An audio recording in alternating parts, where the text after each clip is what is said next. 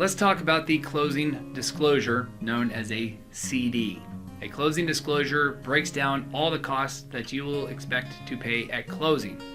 There are two forms of the CD, the initial CD and the final CD. So the initial CD typically gets triggered once a loan is done through the initial underwriting process.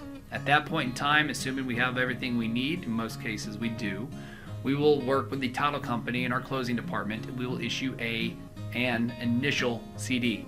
Guys, understand that is initial. It's not perfect. I'll be honest, I probably won't even review it. Reason being is it's just to open up the line of communication. The uber super mission critical point about this initial CD is that all parties on the loan have to acknowledge consent. They will have to log in using the same login information from the disclosures. They have to log in into that portal and say that you've seen and received it. If you do not, you absolutely can miss closing. You will miss closing depending on how many days.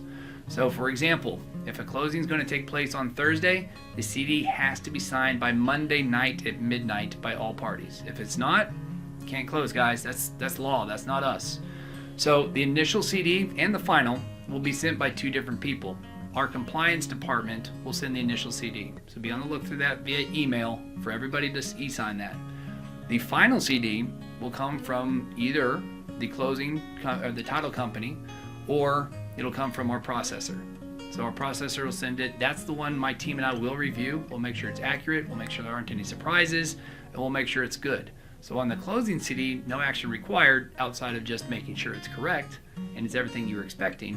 But that initial CD, guys, super stupid critical. So just pay attention. The next step after this is getting the final approval from underwriting. So check that out and call us if you have any questions.